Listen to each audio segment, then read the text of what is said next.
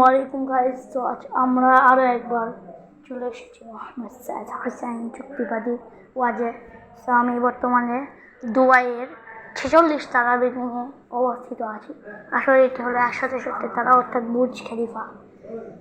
এখন আমরা এখানকার 147 তলাতে যাব এবং মোহাম্মদ সাইদ হোসেন চুক্তিবাদীর ওয়াজ শুনবো। তো যাওয়া যাক গাইস।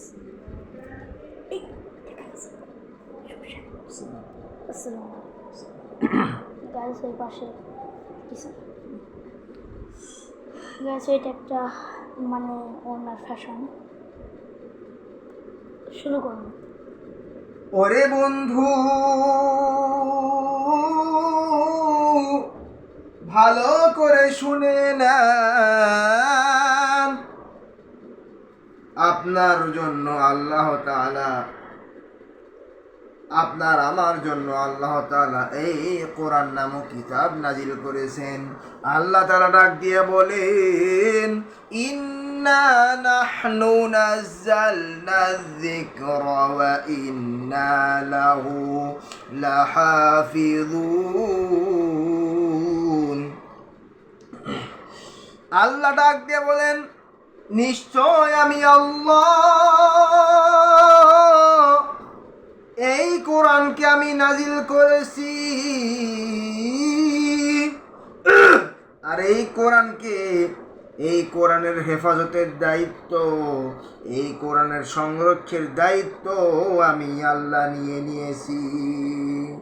ওরে আল্লাহর গোলাম, ও বন্ধুগণ আমার,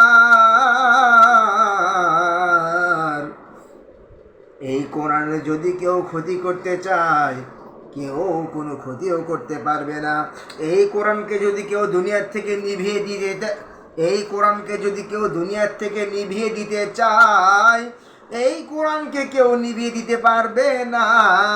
কারণ এই কোরআনের দায়িত্ব আমার বাবা নাই, আমার দাদা নাই, আমার মুরব্বী নাই, এই কোরআন হেফাজতের দায়িত্ব তিনি নিয়েছেন।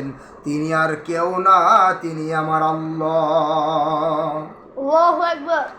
নবীজি হাদিসের মধ্যে ডাক দিয়ে বলেন, ও আমার উম্মত, নবীজি হাদিসের মধ্যে ডাক দিয়ে বলেন, আল কুরআনু হুজ্জাতুল লাকা ওয়া আলাইকা। নবীজি বলেন, কোরআন কারো বিরুদ্ধে সাক্ষী দিবে, আবার কোরআন কারো পক্ষে সাক্ষী দিবে। ও আল্লাহর গোলাম, কোরআন যদি কারো পক্ষে সাক্ষী দেয়, তাহলে কোরআন যদি কারো পক্ষে অবস্থান নেয়, তাহলে তার কপালটা ভালো। কোরআন কারো বিরুদ্ধে সাক্ষী দিবে, আবার কোরআন কারো পক্ষে সাক্ষী দিবে।